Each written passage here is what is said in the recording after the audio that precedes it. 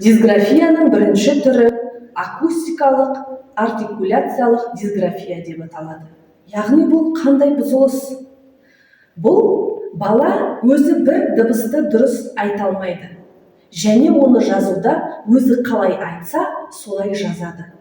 Ол баланың естіп қабылдауында бұзылыс бар деген сөз. Мысалы, бала ш әріпін айта алмайтын болса, ш әріпі кездесетін сөздердің бәрін өзі с деп айтатын болса, сол әріппен шатастырып жазып қояды. Шана, сана, арша, арса, шаң, саң деген сияқты. Дисграфияның екінші түрі акустикалық дисграфия. Бала ұқсас дыбыстарды, яғни сыңар дыбыстарды шатастырады. Н мен ың, ж мен з, с мен ш, о, ү, а, деген сияқты сыңар дыбыстарды шатастырады. Бұл баланың естіп қабылдауында бұзылыс бар дегенді білдіреді.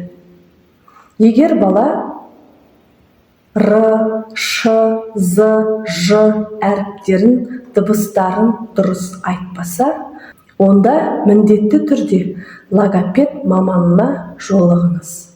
Келесі дисграфиялық бұзылыстың түрі аграмматикалық дисграфия деп аталады. Ол қандай бұзылыс?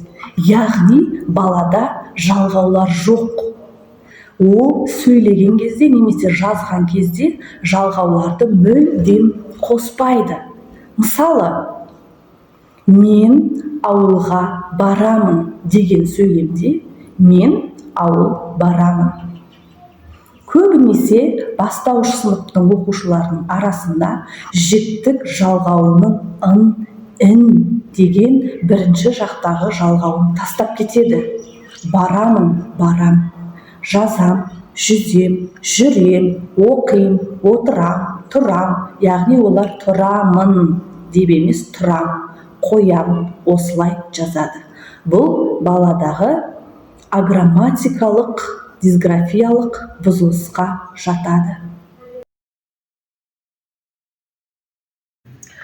Дисграфияның келесі түрі оптикалық дисграфия деп аталады. Яғни бала әріптерді теріс жазып қояды. Көбінесе бастауыш сыныптың оқушылары 6, 3, 1, 5, 9 деген сандарды теріс жазады. Ал әріптерден с, з, у, тағы да басқа әріптерді теріс жазады. Сіздің оқушыларыңыздың арасында оптикалық дисграфия кездесті ме? Кездессе, комментарийге қалдыра кетіңіз. Мені жоғалтып алғыңыз келмесе, парақшама подписка жасап қойыңыз. Келесіде құнды ақпараттармен бөлісетін боламын. Дисграфияның 5-ші түрі тілдік анализ синтез деп аталады. Яғни бала кейбір әріптерді 2 рет қайталап жазып қояды, немесе қажет әріпті жазбай қалдырып кетеді.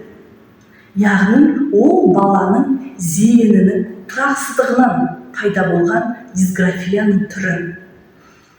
Бұл жағдайда балаға зейінді шоғырландыратын, зейінді тұрақтандыратын жаттығулар жасатыңыз.